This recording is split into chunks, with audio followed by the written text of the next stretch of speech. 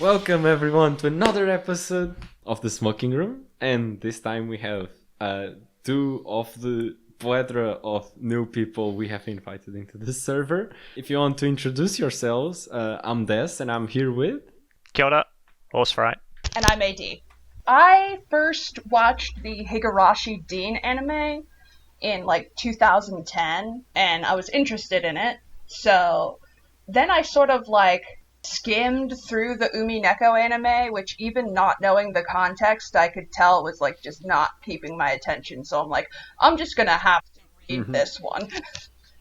And the rest, as they say, is history. So I read the Umineko manga first. It was kind of back when I was just reading a lot of manga, pirating a lot of manga, and I just saw it in the list of things that were getting updated. Because at the time I think they were still uploading all of the Umineko manga. So I read that and really enjoyed it, and then years later I downloaded the VN and played that and really enjoyed it. And since then I've also read Higurashi and Ciconia. Alright, so that's the people we have with us. And today we're gonna be talking about, When They Cry has a lot of problematic characters that take a bit of empathy to even try to begin to understand. So that's what we're gonna be talking about today. Defending your problematic faves. Right? Hell yeah. I didn't mess up the topic, right? That's what we're talking about today. That's what we're talking about. Yeah. Okay. So you wanna start, AD? Tell us what's the character you wanna talk about.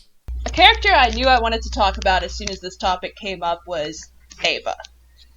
Because, of course, a lot of people have a lot of hot takes about Eva. Okay, I forgot to say, spoilers for Higurashi and Umineko. Maybe not Ciconia. If we get into Ciconia, we'll say something about it. Oh yeah, definitely, full spoilers. Yeah. I hadn't even thought of Ciconia, but, there's heaps of characters there as well. I mean, it's a story about war, so... Yeah. Still, I feel like we don't know enough about the characters yet. Yeah, that's in Ciconia. Things that I would hold off on until we understand more about them. So Eva, yes, she's quite the character. So you wanna give a quick? No way. Actually, what if we had defense attorneys and attack attorneys for this one? So you're clearly defending Eva. You wanna attack Eva, Horsefly? Should I do it? Oh yeah, I like that. Yeah. Okay, Ava's crimes. Let me see. Ava's crimes. Well, I guess we first have to establish: are we talking about Eva on the game board, or are we talking about Eva as far as what we know maybe actually happened? Because there's an entire EP of Ava's crimes that probably didn't happen. So I don't know if we... No, let's include the game boards. Okay, yeah, that's fine. Yeah, sure, it's for fun. Yeah, it gives us more stuff to talk about. Yeah. I guess, and it also... We know that the pieces have to act in character. So, even if Eva didn't get the chance to do this, we have to assume, from what we know, she probably would have, if she was in that specific scenario. So, Ava's crimes, I don't think she's committed any crimes before she sets foot on Rokenjima. The others all have. They've all committed fraud or murder. I'm talking about the other adults. She hasn't done any crimes, per se, but she's done some... questionable stuff before, just not in the eyes of the law.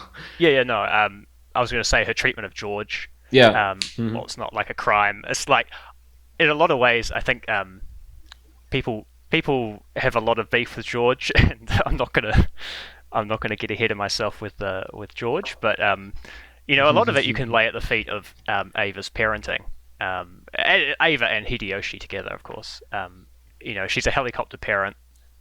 She's trying to force him into an arranged marriage, basically makes him study all day every day, and he blames her at least a little bit for the fact that he kind of is a bit of a recluse, or he doesn't have as many friends at school and stuff because he's just spending all this time practicing instruments and studying. Well, it's he can't be his own person. He's stuck being forced to be this person her mother couldn't be. Yeah. Yeah. And then all of EP3, I mean, it's just murder, right? I think it's pretty hard to justify just killing Rosa after they've found all that gold. I mean, this is one of the things where, like, every time the gold is found, it feels like all of the adults always act, what most people would say pretty unreasonably. Like, they've found basically the solution to everybody's financial problems, but they can never find a way to figure it out. And like, Ava's no exception to that. She sees all this gold and she's like, oh boy, but what if I had all of it? Yes. This little portion is enough to solve all my problems.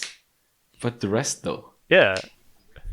Because it also... Okay, it's not pure greed. It also comes from, like, her pride of, like... Not even her pride, like, her need to justify to herself that she deserves to be on the top of this goddamn family. She deserves to be the head, and all the gold pertains to the head. Yeah. By Oh, right. yes. So it also comes from Anyone that. finds the gold, everybody loses their fucking minds. It is a Yeah. lot of... I mean, it's like a nation-level amount of gold, right? It's like...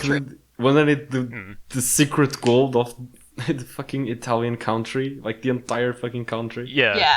God damn. Yeah. In the alternate universe where Italy got the gold back, they're like a world superpower or something.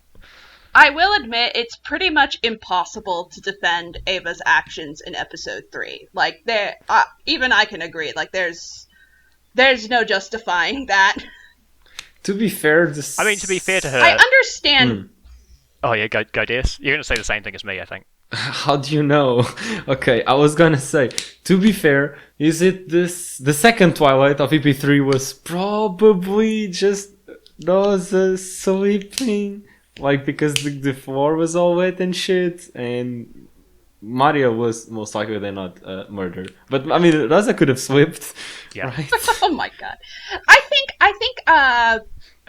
think it's more likely that Rosa specifically was killed out of a sense of paranoia.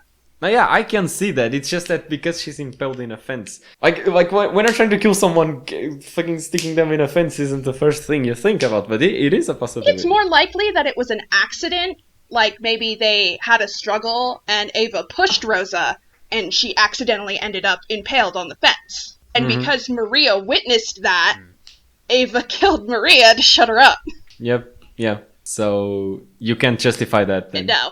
Yeah, do you have a defense? Do you have a defense for murdering a child? Absolutely not. Yeah, I think after that, Eva was just like, well, might as well go big or go home. And she did go big, and she did go home. Damn, congratulations, Eva. Well, would she have gone home at the end of EP3? That's the thing, is that she shouldn't have survived episode 3 because she wouldn't have learned about the bomb and how it works. Yeah, I mean, I guess there's two schools of thought I've heard about EP3. One of them is that she actually met Sayo when she went down to the gold room, and one of them that she doesn't. I don't fucking remember what the conclusion we reached was on the book club. That the mushroom is the one who usually remembers these things. I always I forget. think it's definitely possible that she met Sayo because the whole fantasy interpretation of her becoming Eva Beatrice can be seen as Sayo handing headship to her directly, if you remove the fantasy layer. Yeah, and also I kind of hate the idea that she's got this whole riddle set up. It's like this is the safety on the gun that is the Rokenjima massacre, and it's like, oh whoops, I forgot to check if the safety was on. Like she didn't go and check that someone found the gold. She just went like, oh, better start murdering. So I kind of like the idea that Eva met Sayo in the gold room, but there's also like a lot of stuff that's like, if that happened, why are the murders still happening? Oh, because Eva took over. Yeah, Eva took Yeah, over. but I think the first murder was accidental, and then she just continued. But Eva did not kill George. No, that was Sayo. That was definitely Sayo. Yeah, that was Sayo. Yeah. George found out about what his mother was doing, and then he died of cringe. That's quite an achievement if you manage to make George die of cringe. That's like Okay. from the Peanuts telling you you're too dirty. So do we want to get into post-Sayo and Eva and her amazing parenting regarding Genji? Oh, Like A+ parenting there. You 6-year-old child. It was good that in episode 8 she did acknowledge that Ange was a child and she should have taken the responsibility of being an adult. But the thing is, grief makes people act completely irrational. And they were both grieving. They were both in, like, the worst possible spot. Yeah, the Rock and Jima massacre got her acting unwise. Yeah, I mean, I guess, like, yeah, I'm not really attacking here, or prosecuting here, but, like, Eva definitely came at it with, like, the best intentions, which is, like, pretty admirable if we think that what's in her diary is actually what happened, because, you know, she's just had Ava's, Angie's parents murder everyone she loves. And then she's like, oh, I guess I'm raising my family's murderous child now. And she, like, to her credit, she, like, tries. Like, she definitely tries, but they're both hurting in ways that makes them hurt each other. And then by the time Eva gotten herself together enough to reach out, I know this was in one of the tips that by that point Ange had been exposed to Bernkastel, which, if you strip the fantasy layer away, is the idea of Eva being the culprit. And so it was the prevalent theory at the time. And so Ange was not willing to meet Eva where she was trying to meet her at. Yeah, definitely. There's also episode 1, actually, that I wanted to talk about, because I know some people, you know how Eva and Hideyoshi were definitely, like, accomplices for the first Twilight. Mm-hmm. True. But the thing is, just based on clues, I don't think they knew it was a real murder. What? Really? Listen, here, Eva mentions that they had that disgusting makeup covering their faces. So damn, you're right. So she keeps encouraging Battler, following it, to try to solve the riddle. She thinks it's like a murder mystery game for Battler. God damn, that's so crazy! Fucking hell! And here I thought those funny shenanigans only happened in the answer arcs, but it's right there in EP1. That makes total sense. Yeah, so that I know no one brought that up, but yeah, I know that's like something that a lot of people think is like, oh well, they were accomplices for the first arc. Like, yes, but because yeah, they like Eva and Hideyoshi were next to the corpses. But it's not like they were actually, like, first of all, it's a stormy day, and then it's the shed, which is, I mean, at least in the CG, it doesn't seem to be illuminated, and the corpses were kind of like closely checking them. They're not closely checking them at all. Yeah, they're not like on top of the corpses to be able to tell if it really is makeup or if the heads are actually smashed. The only time someone gets close to a corpse, it's Hideyoshi, and it's next to Sayo's, which really isn't a corpse, it's just Sayo standing right there. So they could have totally been fooled into thinking those were fake corpses. Because, I mean, they weren't expecting real corpses, because why would they? Yeah. I always thought there wasn't anything there where Sayo's corpse was meant to be, because they're probably out there being canon. That's true. No, yeah, you're right. It's only the calls and some dummy. Yeah, you're right. It's not like actually sad. And of course, that's why Hideyoshi is so desperate to keep George away from it. Yeah. But also, yeah, I hadn't. Thanks for mentioning that, AD. I'd never put that together. But also, why? Like, I always thought, like, man, that was really Actually, I think that's text from later on in Umineko is like, man, that was really dangerous. If he had just wanted to see the corpse, like, it would have been over. And like Hideyoshi doesn't seem that like distressed about it. Like, he's kind of trying to convince George not to want to look. But it didn't sound like it was like the end of the world. No, if he did. He didn't think it would be the worst thing, because again, they thought this was like play acting. And that's why when they retired to the room, they were able to just like talk about how they're going to go on vacation after this. It's like, not like, oh my God, we're complicit in our family's death. God damn. Yeah, shit. Damn, that recontextualizes everything. Yeah, because you think if they knew that this was murder, they'd be like, right, how are we going to like do damage control after like we're obviously going to throw Sayo under the bus, but you know, how are we going to get away with this without being complicit in a murder trial? Mm-hmm. Anything else regarding Eva? Oh, yeah, the way she treats Natsuhi. I mean, it's not a crime. I don't know if we're like doing crimes. It's just like kind of not very nice, kind of a bit rude. Yeah. She treats Natsuhi pretty shitty. And Shano. And considering that, you know, her whole backstory is like just one shitty misogynistic problem after another. And then, Natsuhi's in a pretty similar boat, but she really just kind of pushes people down to like get ahead herself. I know that they talked about this in the episode on gender, but like Eva is less like a feminist and more like she's upset that the rules apply to her specifically. Yeah. Yep.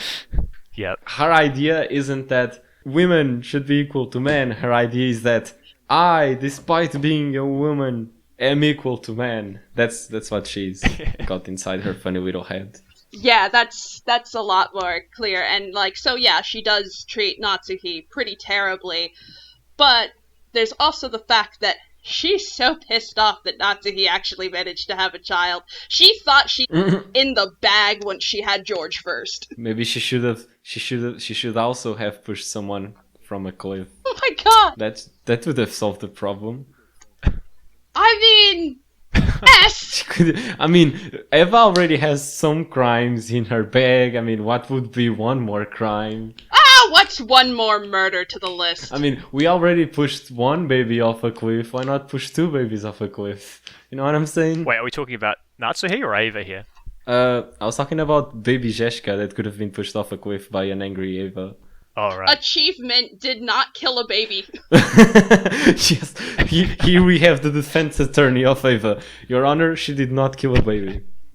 Yeah, I don't think she had a chance, but also, like, she does have, like, a whole... I can't remember where or when, but she, like, kind of, like, doubts herself about, like, how she treats... Like, she's also not very nice towards Jessica. Like, the whole thing seems to be, like, whenever she thinks she can get an advantage by, like, pointing out where, other women in the family are, I don't know, transgressing or not living up to, what she did, she takes advantage of that.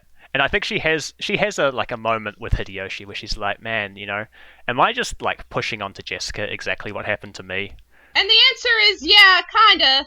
There's also the fact that like I think Eva is especially predisposed to just because of her ambition, she just has this single-minded like distaste for Cross's family. Because she's like, well, he shouldn't even be in the position he's in. That should be me there. Yeah, society if Ava was the head instead of like Kraus just by default. Like, so much better. There probably would have been twice as much gold. That would make an interesting episode. Like everybody comes up with their different what ifs, and we see how much the story would change with one little change. Well, yeah, actually, I think that would be interesting. Just like because that's sort of what episode 9 did. It's like if even just one thing had been changed. Mm-hmm. A universe without Kraus. A universe without Kinzo, there wouldn't be Umineko, but with a good Kinzo, and that's CP8, and it's wholesome. So is that all we have forever? That was all I had. Housefly, you wanna go next? Oh boy, do I. Okay, well, I think we can do these two together.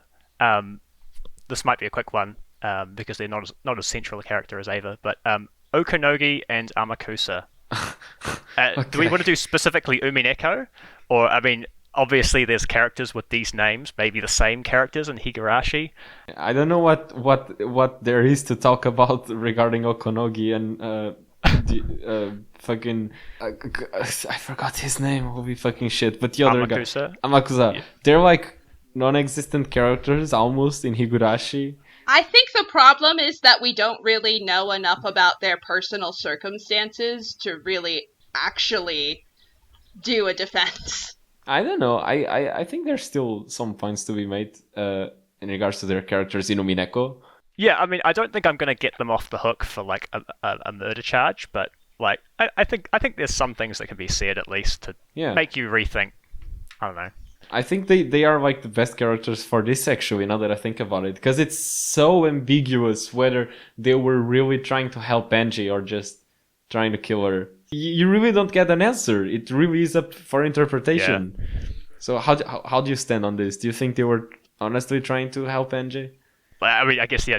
Did we want to lay out the crimes first? I'm happy to do the crimes as well if you want. Like, okay, so if I remember correctly, The first thing that happens with these two is Amakusa allegedly helping Enji escape from the Sumaderas, like from the building where they were at. But then it's almost like the Sumaderas arrive precisely at the place where Enji was supposed to be escaping from. So that's right from the get-go, you get the feeling, did he set this up? Did he have like... Because then at the end of the scene, you do see Okonogi chatting with Kasumi. But there's more than that too, actually. There's the fact that the end of episode 4, where all of Sumadera's men die, that's Amakusa shooting them. Yeah. He, in the end, chose to do the right thing. Okay, no. That it's still ambiguous because he does kill the Sumaderas that were gonna kill Enji. So your first thought is he clearly saved Enji, so they were clearly trying to save Enji. But the Sumaderas are also an enemy of Okonogi, even though they were, in one of the perspectives, working together against Enji. So you have both of the enemies of Okonogi on this secluded island. You can basically kill them all right then. So Amakusa could have simply chosen to start with a stronger group, since they didn't know he was right there with the sniper. And then he just got up close to kill Enji. You could argue that's what happened. Yeah, that would be killing two birds with one stone. That's true. Mm-hmm. Yeah, it's almost like it's just text at this point that, like, because he was gonna, I think he had a bag full of Tokarovs that we find out in the trick ending. And like, I think it's practically text that his plan is like he assassinates all of the Sumaderas and then he goes up to Angie at close range and just pops her off with the Tokarov, because then it looks like the Sumaderas killed her and then he killed all of the Sumadera thugs. Then in the magic ending, he's like, it's like nothing happened. Okay, I have some things to say about this, about the magic ending and the trick ending, especially as it regards to Okonogi and Amakusa. First of all, the magic ending is like, you look at it, it's like, what if we just give this person everything he wants? Like, there's like, at this point, you know, Angie just gives her entire company. She has an entire company, and she just gives it to Okonogi. Like, it seems like all she's really getting in return is like, she doesn't have to deal with all the drama, and she gets like a stipend to live on. Like, that's a massive L to take. I mean... And like, it makes sense when there's so many people who want to kill her, but like, she's giving up a lot. She is actually, you know, giving a lot to Okonogi. Like, of course he's just going to let her go if it's like, you know, what if I just give you everything? But like, it's not just the fact that she is being hunted because she is in possession of this company, but also in her eyes, both this company and the money are like blood money. Like, she doesn't want to like have they're symbols. Anything that symbolizes her family's murder. Yeah, she doesn't want anything to do with it anymore. She just wants to start, you know, a new life and start from zero. Yeah, so like, yeah, I guess in the magic ending, like, you know, their goals are aligned that way. I would say, like, probably trick ending Angie doesn't feel that way about the company and probably will like just dismantle it, like she says, or become Eva 2.0 and just take over the company. Or on the trick ending, you know. I think Genji just fucking kills herself in the trick ending, honestly. I don't know about that. So she finds a submachine gun in the bag, right? And the submachine gun's never used. It's like, it's a Chekhov's gun where the gun was never used. And they say you can kill like a dozen people with this gun, you know, like easily. Like, that's text that says that. Like, I feel like she must use it. No, I'll convince you. You wanna know why I'm so inclined to believe she committed suicide? And not with a gun. I think she threw herself in the water and drowned herself. Because Angie, in the trick ending, she doesn't become a witch of resurrection. She stays a witch of truth. And who's the other witch of truth we know? Furude Erica. And what is like the gimmick with witches of truth? Because they seek the truth, they are destined to destruct themselves, because their whole goal in life is to find out the truth. So once you find the truth, there's no meaning to your life. And witches of truth are self-destructive. How did Erica arrive at the island? Because of an alleged boat crash, whatever it's fucking called. So for all intents and purposes, She's swept off. Erica like kinda died because catbox and stuff, and all the catboxes in which Erica is not in the island, she dies in the sea. So it would be fitting for both Witches of Truth to have the same end. Okay, but let me just add to that is that just by going to Rokkenjima, she won't learn the truth, so she won't commit suicide there. She won't do it until she's opened the book of the single truth. And I was gonna say, there's other ways to be self-destructive than suicide. Like I would say, like the entire tear she's on, when she's on the boat, like she just commits murder. Like she kills Amakusa, even though she's got a gun on him. Like he's a trained warrior, he's a trained soldier. So like maybe she should have shot him, but she's gonna go to trial for that, and she's gonna go to trial for killing Captain Kawabata. Oh yes. So like. The whole trick ending is like careening towards a really bad ending for her, but like I don't know if it'll be a suicide immediately ending or like AD says, maybe she'll eventually read the Book of One Truth and then. But I think she has already read the Book of the Single Truth by then. I think she read it in Ikuko's house. Which is okay. This actually boomerangs back to the second thing I was going to say, which is I fucking hate how the magic ending completely cuts out all of EP4, which I am on record is my favorite EP. Wait, what do you mean? Like, why did it go back to the hospital? I hate that. So the magic ending picks up. She's in the hospital. She's like just found the Book of One Truth, like I don't know, under Ava's bed or something. Like great work, Ava, hiding that. And that's when she makes all her decisions. That's when she's like, oh, actually, I'm not going to jump off this roof. Why don't I just take the stairs down? Or I think she said the elevator. I can't remember. But this all happens on the hospital rooftop. So like nothing that happened in EP4 can have happened in the magic ending. Or she's just recounting the events differently. No, because immediately after she goes to Okonogi and gives him the company, and then she's like, yeah, I don't want to go to Rokkenjima. I'm just gonna I'm just gonna go retire and be a writer. Like all of that happens. Here's how I see it. Okonogi, obviously, when he would try to justify to other people why this 18-year-old rich bitch just handed him a whole company, obviously he wouldn't tell like, oh, she was being pursued by this family who I killed to save her, haha. So he would need to tell a story that wouldn't put blood on his hands. So I kind of see it as like the official story of how he got possession of the company. I guess it just means that, all of the character development that isn't EP4 must have happened differently, which I kind of hate because I really like the character development. No, that's not my point. My point is that the things that happened in EP4 were what happened. What we see in EP8, though, like the recounting of the events, it's just the official story. It's not what actually happened. What actually happened is what happened in EP4. Oh, okay. Oh, I can see that. I wish he'd just picked both the trick ending and the magic ending up when they're on the boat. Like there's plenty of time for Angie to be like, actually, you know what? Let's just turn this boat around. Fuck it. I'm going to give Okonogi the company. Like at that point, like Amakusa is probably locked in to be like, yeah, I'm going to kill her. But like if she says like, oh yeah, I'm just going to go back and give Okonogi the company. I've actually thought about this and there's no reason for me to go to Rokkenjima. That would be just as good. Yeah, I agree. Yeah. It would have been less confusing. Yeah. We were talking about Okonogi and Amakusa's crimes though, and I've derailed the whole thing. Amakusa definitely has a lot of crimes. He's a mercenary, so he's definitely killed a lot of people that we don't know about. Yeah. And seeing as Okonogi is dealing with a mercenary, he probably has second-hand crimes on his hands as well. We're still not even sure that I think the Umineko Okonogi could be the same as Higurashi Okonogi, I think. Could be. Yeah. It's unclear. I don't see why. Unclear. It is unclear, but it's possible. Only like yeah. But if it is possible, then yeah, he's got even more crimes. It's like what, 12 years later? It'll be 14 years after 1984, which is when Higurashi happens. Yeah. So he could definitely be the same person. Yeah, and Okonogi has an additional crime, which is his fashion sense.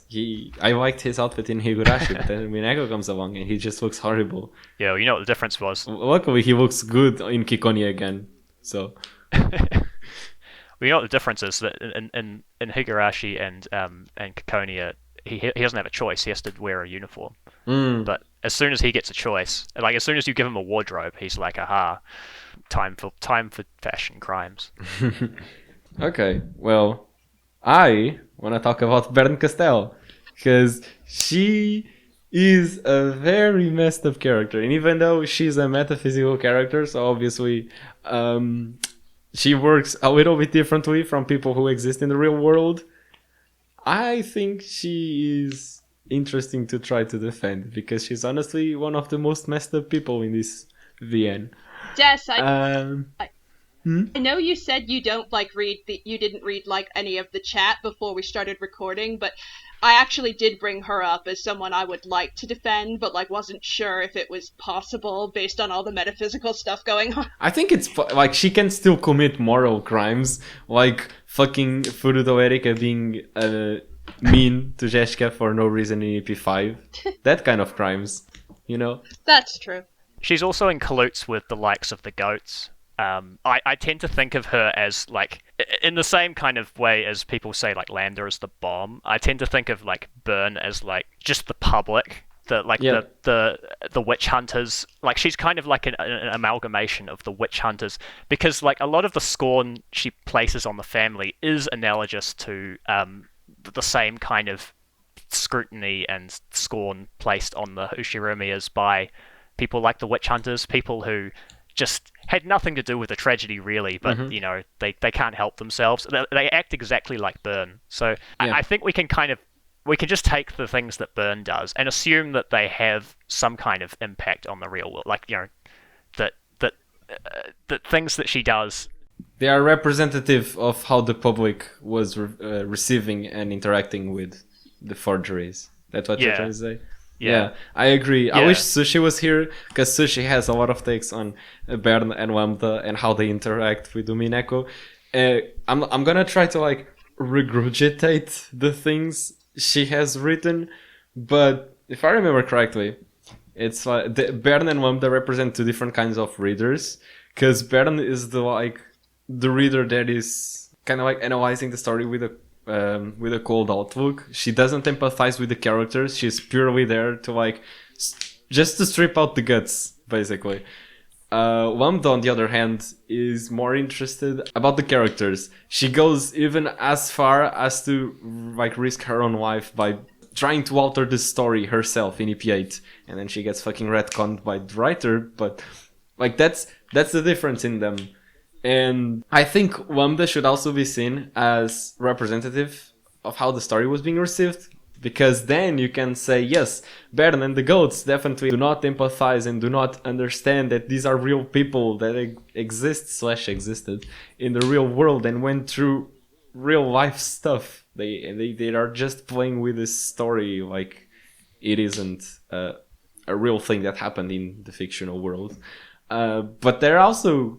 Well, simply by the existence of Wamda, we can also assume that there was also a large enough group to be significant of people who was defending that you shouldn't be toying with these people's lives, and maybe understood the fact that the forgeries were affecting real life people. I think Lambda is less so empathetic and more like she's reading the story to have fun. That's the kind of reader. Yeah. I mean, Bern is reading the story to have fun too, but then she gets salty that the answer isn't what she was hoping for. Fun is a little different. Lambda just wants to see like what she thinks is the best story possible, but to her, that's a story where the most interesting people come out on top. Yeah. Bern also has a specific disdain for Beatrice. Yeah. I think part of it is because of how witches work. Like, it's like, how the hell are you equal to me in what we went through? I mean, theoretically, she's stronger than Bern. Exactly. That's why I understand Bernkastel being like, fucking serious? After all of Higurashi? Are you fucking... Yeah. Right? I'm just trying to figure out if I didn't mess up the order. It's Bern is stronger than Wamda, Beato stronger than Bern, yeah. Because... empathy and stuff, which is something Bern doesn't have. Yeah, checks out. Specifically, all of negative things in Rika that came from all of those reiterations. Yeah, that's my main point when trying to defend Bern against anything is, yeah, you try to go through what she did and see if you're still sane after that. Well, but like, isn't like like Bernkastel splits off from Rika at the end. Like Rika did go through all of that. She is the version of Rika that like went through all that and did not become a crazy mean witch. Bernkastel is the versions of Rika that failed. She's like, because there is one of the bonus arcs or something where they all had to cast off their past selves from other fragments, and Burn was the culmination of that. Yeah, because okay, let's get into Higurashi Meta World shenanigans. Let's try to come to an understanding of what's going on in the meta world of Higurashi. My idea is that it kind of works like in Umineko, except, for example, Butler. Butler has his meta world self and his peace self, but his peace self is not aware of the upper layer. But in Rika's case, her meta self and her game board self were the same people, except she wasn't present in both layers at the same time. She would just jump to the game board layer when she was alive and jump back to the meta layer when she was dead before reincarnating again on a different loop. Well, maybe and then at the end... So the Rika that she left in the meta world when she went on to live her life would have become Bernkastel. Yeah, exactly. There's some other interesting things about the Higurashi meta world, like the staff rooms seem to be a completely different kind of meta world to sorry, not staff rooms. The all cast review is like a completely different kind of meta world. Oh, I don't count those as canon. I think those were really just meant to be non-canon things, and then Umineko comes along and Ryukishi was like, what if I made them canon though? Yeah, Ryukishi was like, hey, I'm gonna actually make these relevant. It's gonna fuck with people so bad. One of the first episodes we did, I don't know if we ended up posting it or not. No, we didn't. We never posted this episode. Holy shit. It's the episode where we, in the middle of the recording, found out about... Like, we basically learned the name of the technique of integrating these little segments into the story where the characters are analyzing their own actions. It's called the estrangement effect. And Ryukishi just thought about making a story where that was the main focus. And then Umineko was born. Oh, damn. I didn't know there was a word for it. Because the brand we have in Umineko is fucking... Went through all those loops in Higurashi. She was already apathetic in Higurashi. She was at the end of her, even at the end of her meta life, because she was being sustained by Hanyu's power, and Hanyu's power was about to reach the end, and we don't know what the fuck would happen when Hanyu's power reached the end. We only know she would stop looping, so I don't know if that means she would be stuck in the meta world forever or not, but regardless, she was at the end of her 100+ years life of misery, of living the same fucking days over and over again, to the point where she was going on autopilot. It's like she already wasn't herself. She had already mentally erased herself because she was going on autopilot through the loops. So she wasn't like thinking about what she was doing. She was just doing it. It's almost like she didn't exist. Mentally, that is. But then she finally gets hope at the end of her life, and then it fails, and the fruit of her labor just goes on to keep living the rest of her life as Furude Erica, while she is stuck in the meta world with all these years of misery. And then she meets Lambda, and they just go have their funny little adventures, like getting trapped in a castle, and every day a candy drops from the sky until enough candy have dropped that you can scale the walls with them. Just witch torture that Bern and Lambda like partaking in. So that would break anyone, honestly. Yeah, honestly, it's like sort of like a prerequisite to be mentally broken to become a witch. I'll do my take, which I did post in the chat, but I don't think Bern needs to be defended. I think she is the antagonist of the second half of Umineko. I think, especially if you take, like what I was saying, with like there's some aspects of her that are obviously linked to the real world, and I think those parts are just like internet trolls and just kind of miserable people who enjoy the suffering of other people. Like those aspects aren't really excusable. I don't think there's any extenuating factors for those people, and if we accommodate that into Bern, I think that just makes her a villain in those respects. But I think that's all right. She's a villain. She's just evil. She's a villain, but considering what she went through, I get it. I forgive her. It's fine, Yeah. Bern. You can be a horrible person. Also, kind of like, okay, Yeah. no, this is probably going to come off as bad to a lot of people listening, but I didn't like the fact that Eng was allowed to just say, no, I don't believe that. Like, no, actually, fuck you, 'cause magic. It's like, So you didn't like that? I didn't, because I'm like, or you could be an adult and face reality.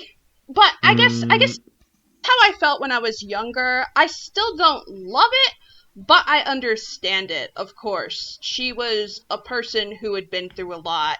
She chose to keep hope in the form of magic, and that's... I really don't think the whole golden truth thing that happens at the end is her completely rejecting whatever truth may be the truth and making up her own. I think it's just where there is a room for interpretation, I will choose to interpret it in a good way. Okay, yeah, that I can get behind. Yeah, nothing in the Halloween party contradicts canon. These characters can behave like that, you know, in the times when they're not at the absolute lowest point of their lives. You're allowed to remember them that way. It's like, You shouldn't just remember the bad things about someone, but there's also, I'd like to say about Bern and Erica as well. It pertains to both of them. Like, I think a lot of people like them because for a long part of the series, in the answer arcs, they're like the two people who seem to be the ones actually trying to solve the mystery. And like, you know, you've been going along with Battler trying to, you know, find the truth. And then Battler like finds the truth and he doesn't tell you. And then he's like, oh, cool, we're all done here. You know, pack it up. Mm-hmm. And Bern and Erica and Lambda as well are the ones who actually force the story to keep going, which is kind of what you as the reader want. Yeah.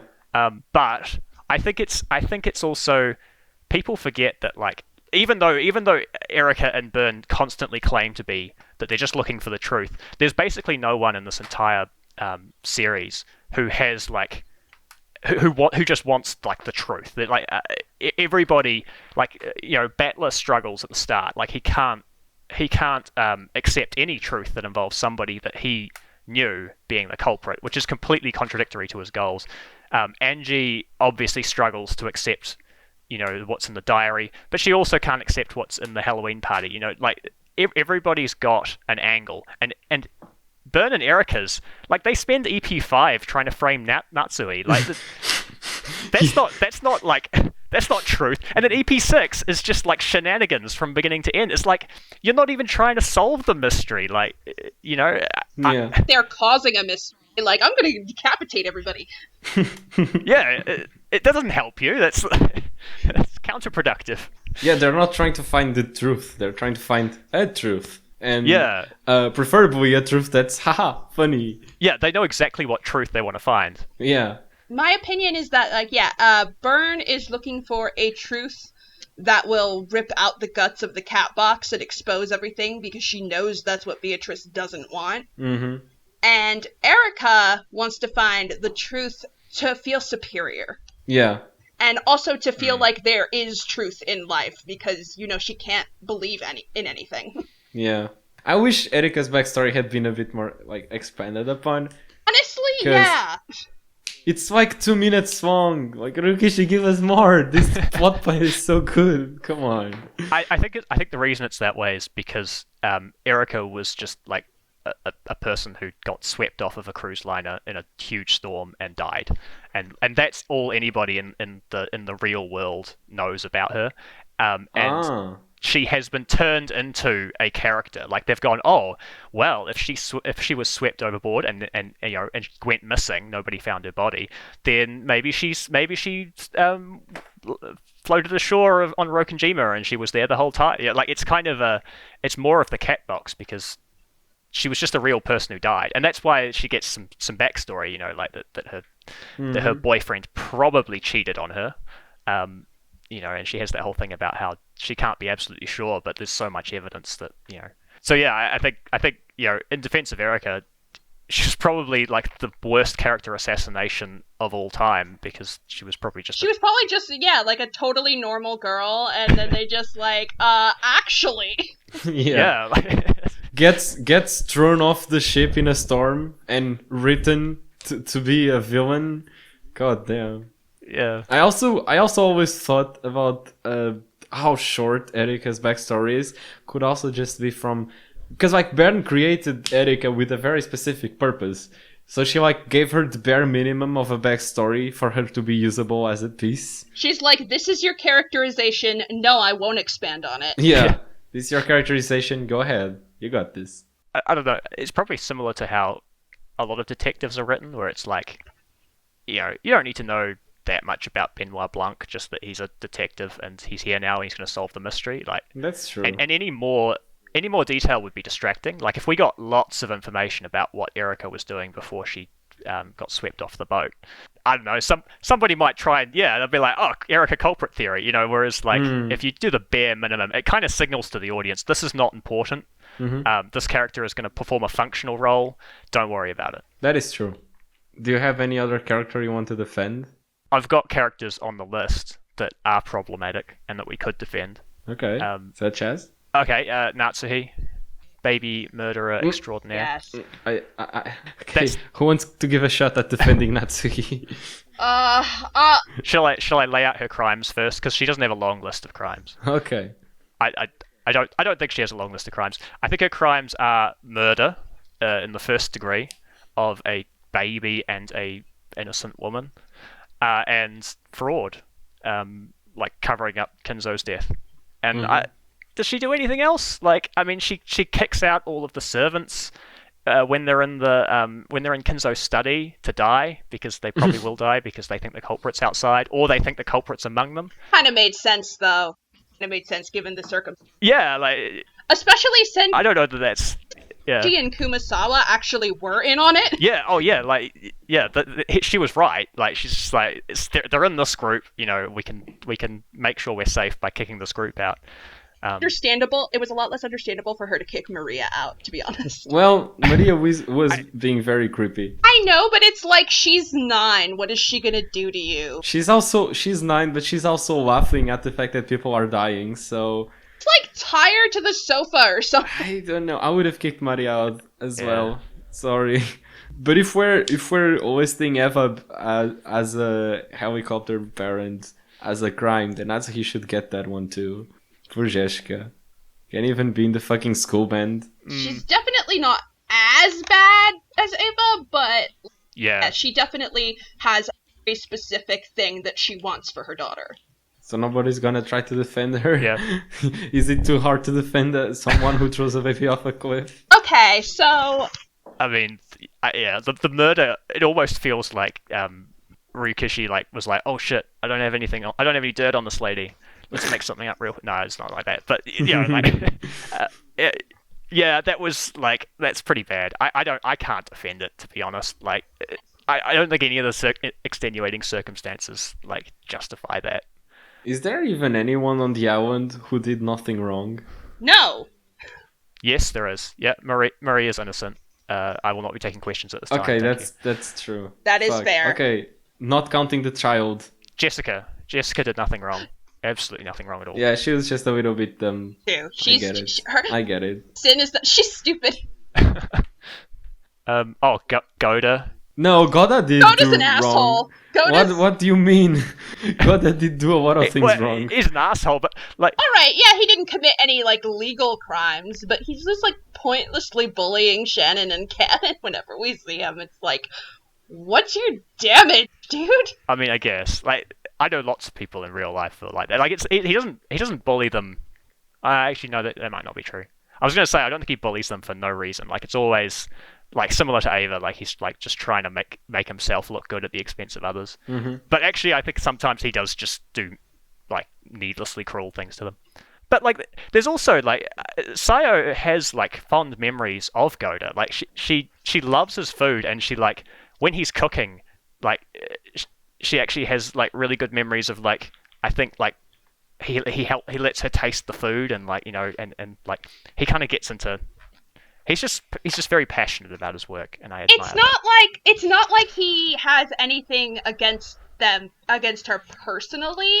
I think it's just the status she has as a servant, despite arguably being less important of a job and worse at her job than he is. Yeah. I think that like you said it when you said like it's not like he has anything against Sayo specifically. It's just that he takes any opportunity to make himself look better.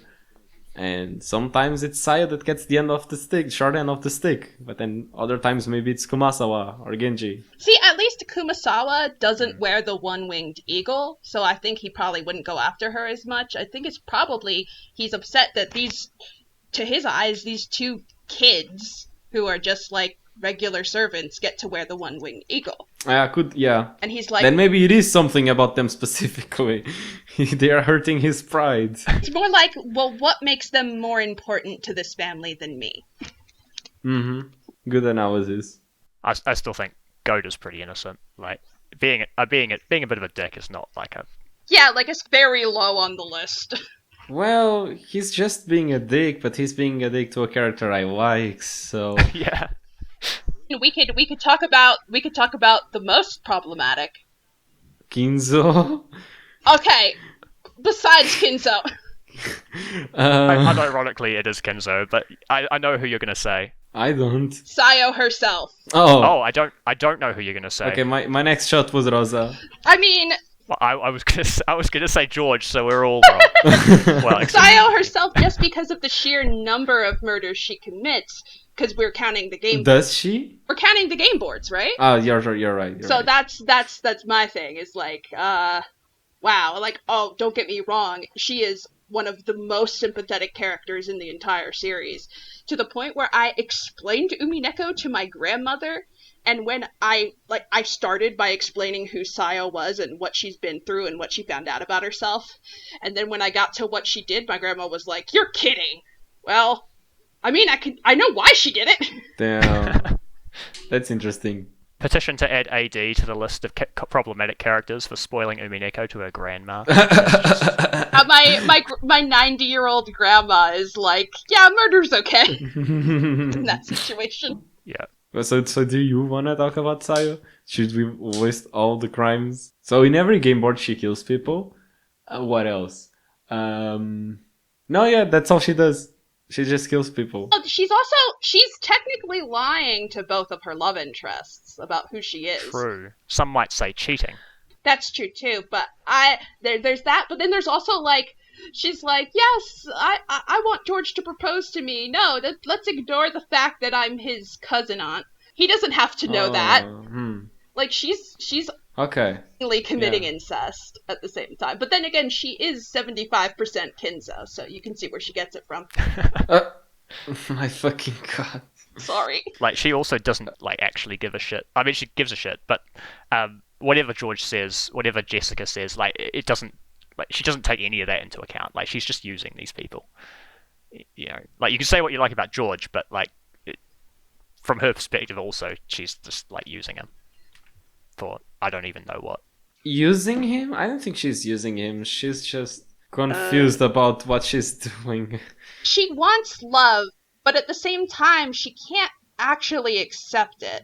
So, in the end, it feels like she's not really taking anything that they do or say into account, because she's not ready to accept the idea that she can be loved, or that she's worthy of that. Yeah, I guess that's fair. I was meaning more like, I was thinking specifically of like EP4, how she like gets them both on the phone, and like, you know, presumably after a sweet goodbye, she like shoots them in the back of the head. Well, I mean, then there's episode 2. She literally just commits a murder-suicide with George. Like, that whole scene where she's, like, arguing with Beatrice over whether or not George only wants... Love is lust. Men are nothing but flies and maggots who gather around your female scent.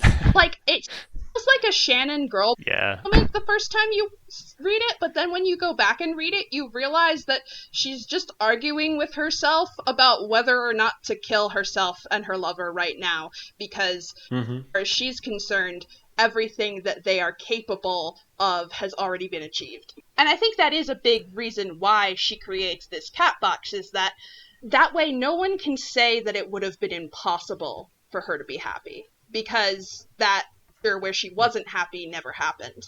So no one can ever say that for sure that anyone would have rejected or accepted her. So it can be imagined that she would have been happy if she had lived. Okay. Can't really think of much else. I mean, unless you want to count her stealing the key from that one maid who bullied her, but it's like... Oh, yeah.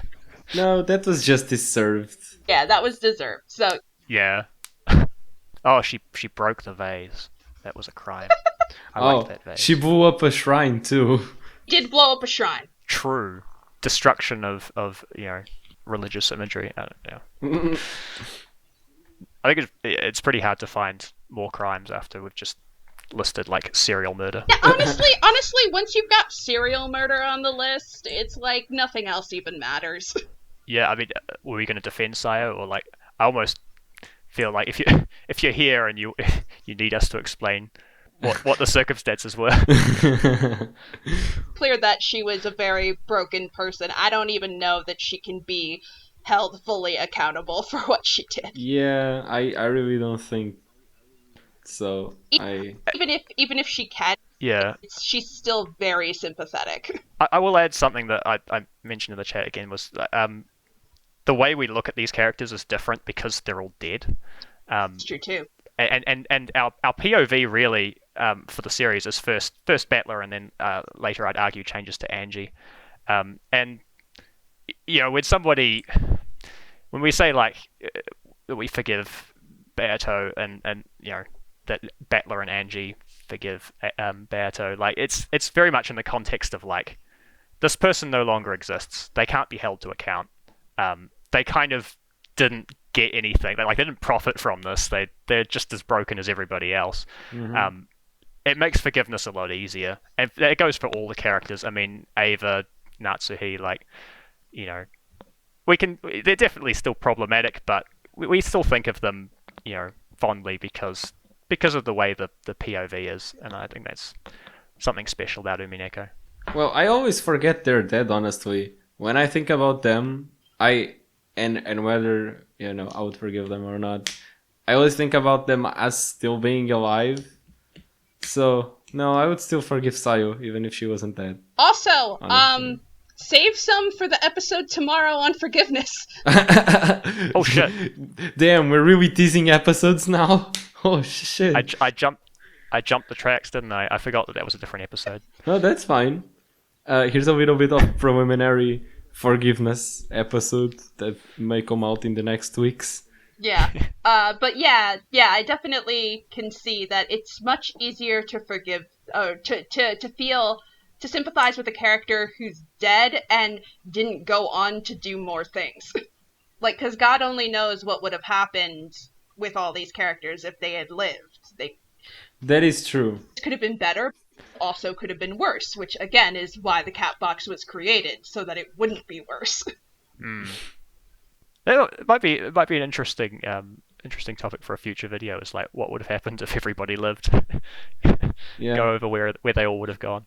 I mean, Kraus would have been in jail. Maybe not everyone, but different people in different scenarios, like they did with Higurashi and the Dean version, where in that one arc where Rena was not supposed to live, but then she does, and they just make an extra arc. Imagine a Rockin' Prime, except the adults don't start killing each other, and so they actually have to deal with everything that comes with having found the gold. Ah, that would be really interesting. Someone write that forgery. Or, alternatively, we could do that for a different episode. A lot of episode ideas coming out of this episode, huh? I guess so. Yeah. I think that was it on Sayo, though, yeah. Mm-hmm. I mean, so we brought up Kinzo, George, and Rosa. Do we want to go through those as well? I don't think anyone wants to defend Kinzo. I don't think I really defend Kinzo. The only thing I can say is that he had someone who was supposed to be his friend who only ended up enabling him, so that probably didn't help, but that still doesn't make what he did less on him. Yeah, especially because that one friend is Genji, and there's a power dynamic there, and Genji was probably raised to be a servant, so... Let's do Genji instead. Genji's crimes. Actually, yeah. Murder, just conspiracy to commit murder, just completely enabling pretty much everything that happens in the entire story. Yeah. He's the constant. Like he's there for Kinzo to enable Kinzo, and then when Kinzo's gone, he goes on and he enables Sayo. He thinks, well, he's probably right that that's what Kinzo would have wanted him to do. Well, but Genji is also more a tool than a person. Yeah, it's like Kinzo talks as if he considers Genji a friend, and he does trust him, but I don't think Genji could have ever been an actual friend, because that would require being able to freely speak his mind. Yeah, it's not like Genji is like a completely devoid of opinions, because again, he does hide Sayo's survival, right? Am I remembering this wrong? Yeah, he does. He hides it, and he makes sure that because he's like, yeah, I'm gonna make. We're friends, and friends don't let friends commit incest twice. I will say though, he hides Sayo, but he also hides her, and then uses her again to to give Kinzo his final apology, which is kind of abusive in itself. Like, I don't think Sayo gained anything from Kinzo slobbering on the floor and begging forgiveness. Like, I don't think that was a very good thing to do to Sayo. Sayo's life probably would have been better if she had never solved the epitaph and never learned the full truth about it. Yeah. Because that was when... And Genji set that up. Because that was when she went full on, I'm just furniture, no one could ever love me, and how disgusting am I to be the product of that? And not only that, she was already Beato aligned. And then she finds the gold and she realizes she actually is Beato, this person who she was like, quote unquote, impersonating to like cope sometimes with how the other servants treated her and stuff. Yeah. So she kind of like, she became her comfort character in the worst way possible. Oh my god. Yeah, and yeah, so Genji's morality is just entirely centered around Kinzo and what Kinzo would do. Yeah, I mean, I think there's probably an episode we can do on Genji another time, but like I think there's a big hole in just the taking the text at face value. There's a big hole in what is Genji's motivation, like why does he think of himself as furniture? Like, it's kind of, there's a lot left for interpretation. Come out, does Genji is gay? Yeah, I was trying not to say it, but you know, like I think that's an episode that we could do. Like, I honestly don't see how we could speak about Genji for a whole episode, but I mean, if you guys have stuff to say, we could do it. Maybe we could do just like a full episode on like queer themes or whatever. Gender 3, let's go. Sexuality. Yeah. For this episode, all I'll say is, like, if you just look at the text on the face value, I don't think there's much that can really be said to excuse Genji. Like, he really did just drop the ball at every possible opportunity. I just feel weird holding Genji accountable. I don't really like holding Genji accountable for some stuff, because, again, I don't know how to express it in another way, but it feels like Genji isn't a whole person. Yeah. And I just realized mid-sentence that is literally a theme. It's the one-winged eagle, and furniture is not a whole person. Yeah, it's literally Genji, holy shit. He was raised in a way that didn't really let him be a full person, probably. Yeah, exactly. He's literally a piece. He's just a tool. There's a lot going on, because you know he has to be repressing like everything. But it's interesting that he didn't start that way. He was like just a normal person in Taiwan. So I think there's got to be more than just the surface text. Yeah. To Genji in order to even do an analysis of his character. Is there more information on Genji on the manga? I don't remember it. Because I know there's a panel of his younger self, even though we never see him in the VN. So I was just wondering if the manga had more information about Genji that I don't know about. It was a long time since I've read the manga. It was like the very first time I ever read Umineko, so I wasn't really even paying attention to everything properly.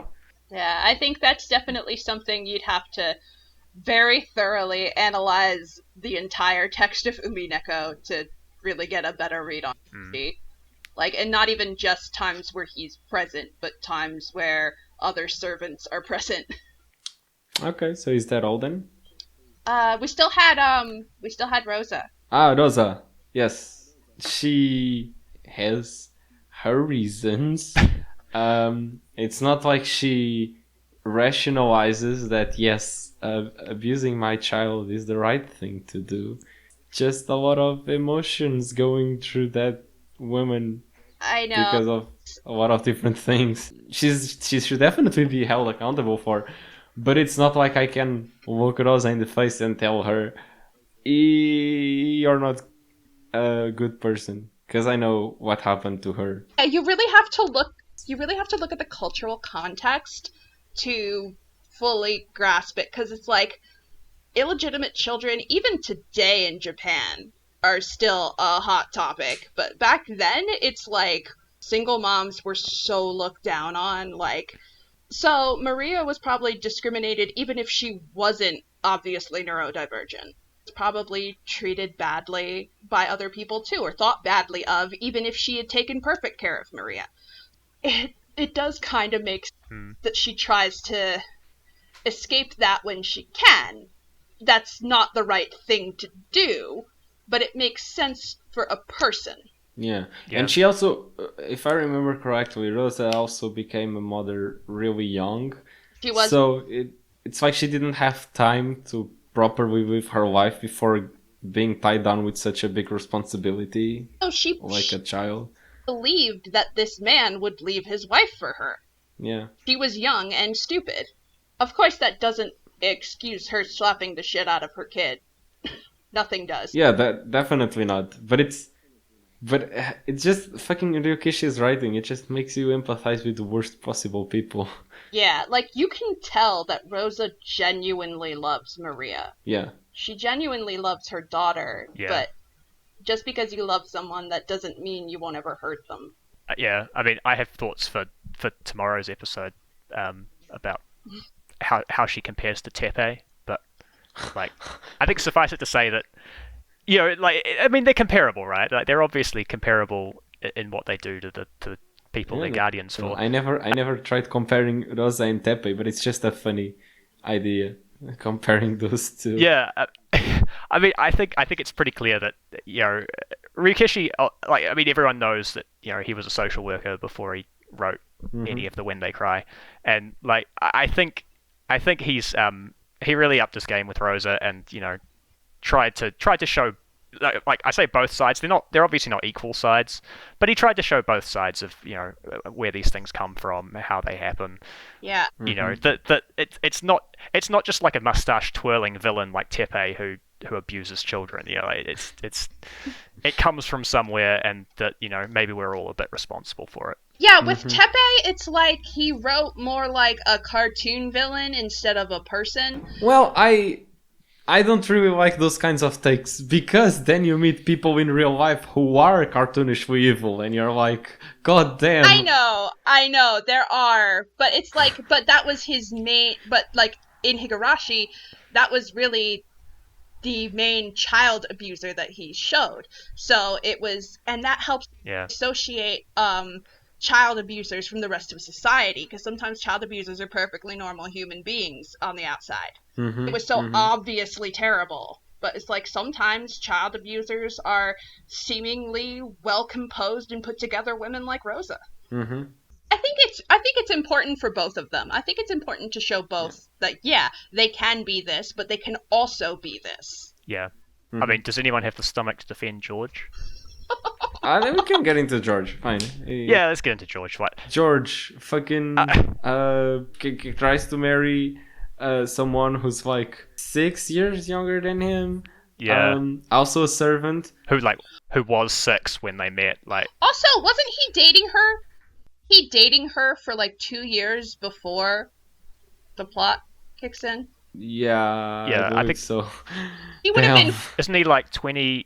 He's like 24, 26, something. He's like 22-ish, 22 or 23, and so 22. So Sayo, at the time, we think she's 16, but then 2 years before, she would have been 14. He would have been a 20-year-old dating a 14-year-old. There's a lot that can be said about that. I mean, what else? So murder, first-degree murder. he is show. I don't actually. No, now that I think about it, did he actually kill the people that he does in the love trial, or is that just all smoke and mirrors? I think we at least have to accept that he's capable of it, because otherwise the character can't behave in a way that's. He's definitely capable of it. But I don't think it actually happened because that whole thing was like a murder mystery thing, and then they ended up being killed by Erica. Okay, that could also be true. It was not supposed to be a real murder. It was just a lot happening. Yeah, true. I don't know. I keep thinking of like all his speeches about how he'll kill everyone else in order to. Yeah, like. But I don't know that there's ever actually concrete evidence that he does anything like that. He literally states that he'll let everybody die if him and Shannon can be together. No, because in EP4 he kills Eva, like he kills his mum, I think. In EP4? No, that was also in episode 6. That was in episode 6. Yeah. Oh, that was EP6. When he fights Alfabeto. Yeah. Right? That's right. Yeah. Well, that is the love trial. To be fair, she was gonna kill him. That's true. No, she was gonna unbirth him. It's different. Unbirth. She literally says she will put George back in her womb. So oh god. I don't know how the loss is in birthing compared to killing, but it may or may not be a crime to unbirth someone. Well, I know that it's a fetish. So. Yeah. Shall we move on? I think we've stated his crimes. Let's leave murder out. I think we've covered that probably isn't what actually happened. Yeah, I have some things to say. I mean, first of all, we've talked about Eva, helicopter parent, forcing him into an arranged marriage. Like, it's hard for him to like find anyone. I mean, it doesn't justify it. I'm really struggling here. I'm sorry, but like, Sayo is the first person who he's met who he could possibly have a romantic. No, I'm struggling. I can't do this. Let me just say, it's about the arranged marriage thing, and I think this can at least sort of make you understand where George is coming from, at least with his desire to marry specifically this person that he loves, is because, Eva married someone that at first her family wasn't approving of. Hideyoshi. I mean, Hideyoshi was of such a lower status that he had to be adopted into the family. Because of that, it's sort of like, what, you could do that, but I can't? I'm remembering that differently. I thought it was an arranged marriage. Yeah, she talks about. I was thinking about or that too. Maybe it was because, but like, she married real quick. Like she was right off the mark. She was like, right, gonna marry someone who that I can get ahead with, and then like it's just kind of a happy coincidence that they just fit each other so well. And yeah, because I remember one of the arguments Eva uses for George to like accept the arranged marriage is that I also didn't love your father, but we grew to love each other after getting married. Yeah. To be fair, that was me misremembering something, because Hideyoshi was still adopted into the family, but she had to like go above and beyond to get that to happen. Yeah, she wanted that. Yeah, for sure. Okay, all right. Because she wanted the name. She needed the Ushiromiya name. Bad. I'll retract that then. Yeah. So it's like, but yeah, at the same time, it's like, yeah, arranged marriages were very common, especially among families of high status in Japan at the time. But it's still understandable why he would want someone like, but then at the same time, it's still really gross, because it's like, yeah, why that one? Why specifically this one that you have this weird power dynamic with, who works for your family? Because it's the only person he can get. Nobody would willingly date George. It has to be a power dynamic. That I like, the thing that made me feel the worst about George is that he basically tells Shannon like, well, I don't want to know about like your past or your circumstances or what you're going through, because he just wants her to be his happy little wife for the rest of her life. It's like, wow, that's really gross. No wonder she didn't feel like she could tell you. Yeah, and also because his dreams. There's a lot of stuff though that. Yeah. Oh, go ahead, Des. I'll follow you up. I was just gonna say it would also be hard for Sayo to come forward with everything regarding her situation when George's dream is literally to have a house full of children. Yeah.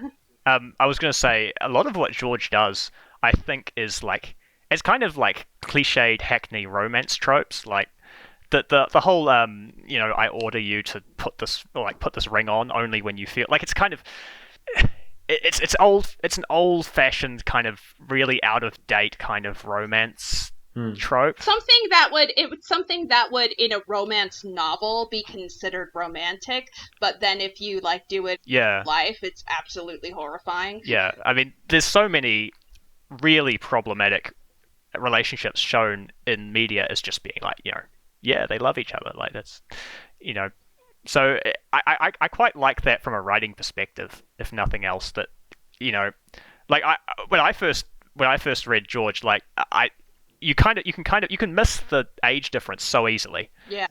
Because it's brought up once in EP1. If you're not doing the maths in your head, you're like, oh, they're anime characters, like they look the same. Yeah. I was reading the manga, so like they look the same age. They don't make it look like she's 6 years younger than him. And like the romance stuff, like you're just so used to like parsing that stuff out. You kind of have to re-examine it. Like I think it takes a reread, with knowing all of Sayo's context in mind to really start to pick this stuff up. Yeah, that's unless you're an active reader, which like I fully admit I was not. I definitely wasn't on my first read, and I regretted it. Barely anyone is. Yeah. Yeah, like their relationship is the way it's presented to the reader is clearly playing on a lot of romance tropes that people will be used to. And so a lot of people probably see that as, oh, that's sweet. And then once they have the context, they're like, holy shit. I think the nicest thing I can say about George is that he doesn't do anything that's technically illegal. Like, it's just all... It's not technically illegal. Yeah. You can date someone who's underage as long as you don't do anything with them in Japan. Oh no, wait! We're forgetting George's worst crime. He fucking intercepted Butler's letters to Sayo. Okay, yeah, there's that. Shit. Okay, oh my god, yeah, there's that. That's the worst. Actually, I just thought of something else as well that ties into that. Was that around the time that he talks about how he used to be like an incel, right? Does that maybe like correspond time-wise to the same time, like that he was feeling that? I don't know. Let's talk about the letters as a separate thing. Yeah, because like when he says like that he had those feelings, he says that was back during the time where Battler and Shannon really got along with each other, and he felt jealous of like these two preteens. Yeah. each other. Yeah. George.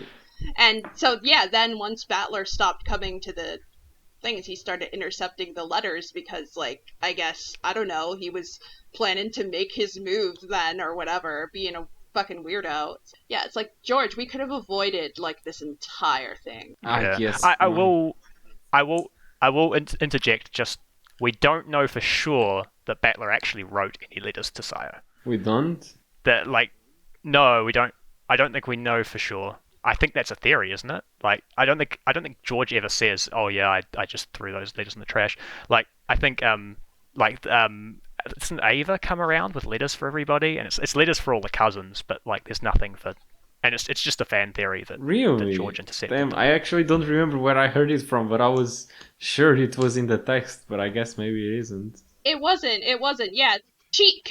Yeah, Shannon's like, "Oh, were there any more?" And George is like, "No, that's all of them." And he said it pretty casually, like it didn't seem like he was maliciously lying or anything. Yeah, but of course he would if he actually had, but like so it could go either way. It could go either way. Then, if nobody wants to bring up anyone else, I hope you found this episode entertaining. I said this before, but this whole episode it just goes to show you how Ryukishi writes his characters that even do worse. So many of these characters are horrible people and would be horrible people IRL, and here we are defending them. Good job, Ryukishi. Yeah. Don't know if you have any closing thoughts for the episode. Well, this was the first episode I've done with you guys, and I think getting to discuss this has been really nice. Hope we can do it again. Yeah, I mean, I've been a fan for a while of the channel, but it's nice to be talking out loud about Umineko. Mm-hmm. I don't think I've ever done this before, using my voice. So yeah, the other day someone in the server was saying, "Oh, it's kind of weird saying the name Sayo out loud for the first time in like 6 years or something." Yeah. Okay, then with that being said, we hope you liked the episode and see you around. Bye. Catch ya. Bye!